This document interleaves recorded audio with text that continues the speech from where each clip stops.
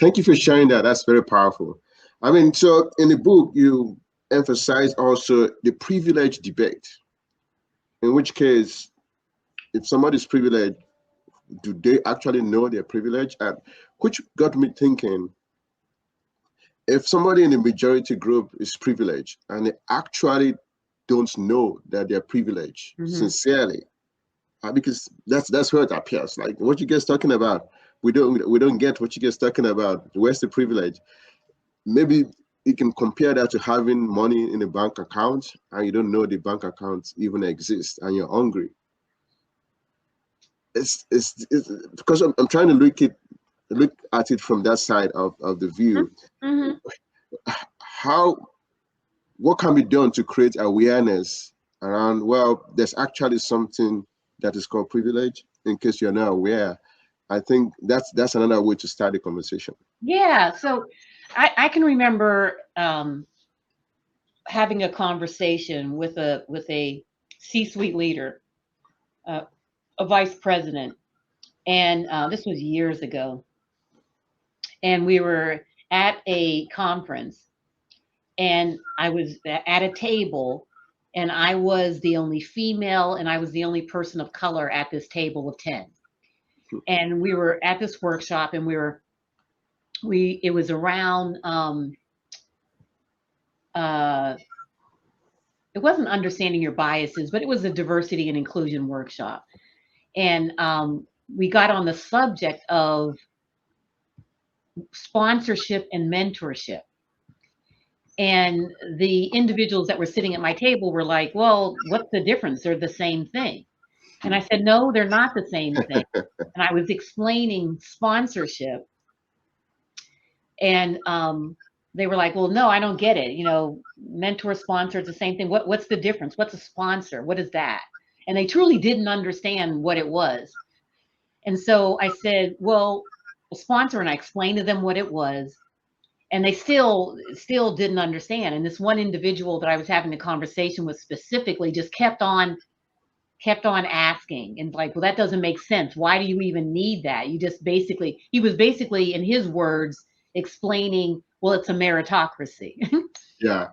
And I said, do you really think you got to where you are without someone sponsoring you, without someone having those conversations about you in the back rooms, in the boardrooms, in the conference rooms, in those succession planning meetings, in those talent meetings, someone who you don't have any clue who that might have been, but it's someone that sort of took you under their wing, saw something about you. And it may have been something as simple as you look like me, and you're from the same school as I am. You hang out in the same places that I do over the summer. It might be something just as simple as that. But you got to where you are because of that. And he started, thinking about it, and all of a sudden something kind of clicked in his mind about, oh, okay, I get it now. And that was sort of that brought on the conversation around privilege. And you're right, there are people who truly, and if you assume good intent in people, they don't understand the concept of privilege. And historically, especially over the last probably 10 years or so, the word privilege, when it's spoken, sometimes it's spoken as a weapon. And so privilege doesn't know a race, a gender, or this or that, because there's privilege in all different identities. And it's just a matter of understanding your privilege, the things that have been you've gotten access to, you've had opportunities to, that have made it easier for you than others to get access to those opportunities and those aspirations. And the first thing you need to do is understand it, that it exists. Privilege does exist. And then it's how you are using that privilege to help others. And so your power of your platform, if you were, and how you're using it. So Tolu is an example. You're using this podcast and your platform to be able to speak truth to power. And so how are you using that privilege to help others. And that's really, really important. And that people understand that, and not weaponizing it, but just saying that you have opportunities and that others don't have, simply because of where they were born, the zip code that they were born, who they were born, what they looked like when they were born. All of those things play into it. And so the question is, you don't have to deny it, but it's just, how are you using it? And that's what's, I think, really, really important. Wow, thank you. You mentioned something very interesting, the zip code that you were born, and that made me remember the story in your book about when you were trying to get apartment in Jackson, Florida, and what you had to do the second time to make sure that you were not in the same situation that you were in the first time. Do you want to say something about that? Oh yeah, that was quite an interesting story. When I was working for a company, this is back in the, I don't want to date myself, but it was a long time ago. It was my first job out of grad school.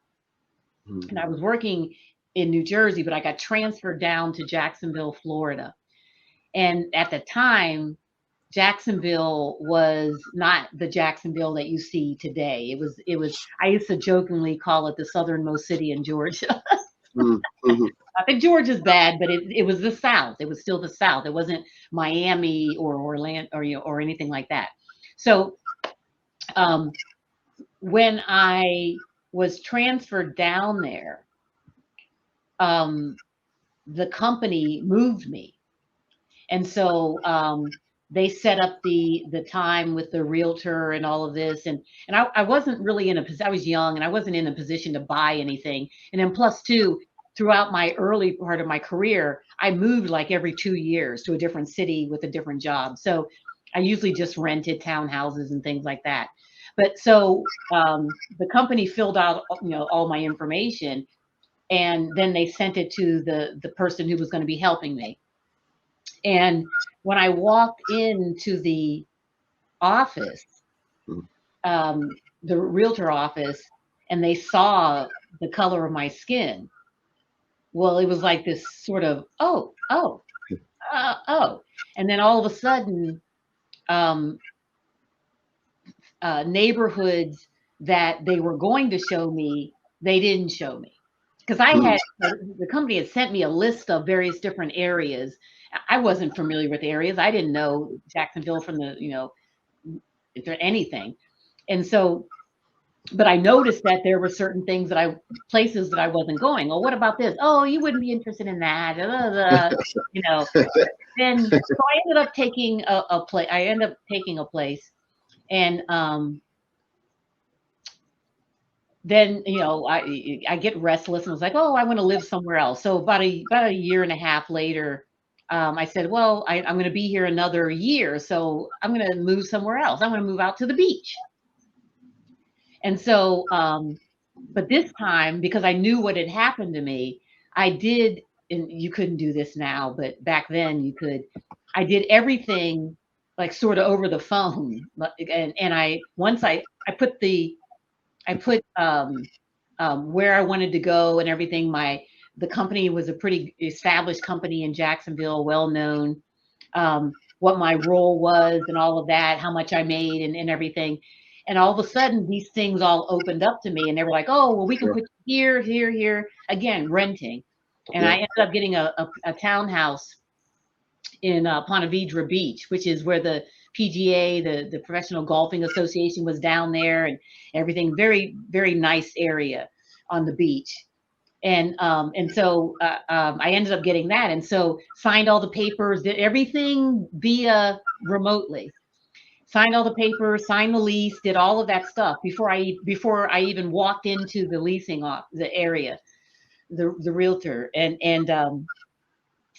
so I walked in to basically confirm everything because they couldn't go back.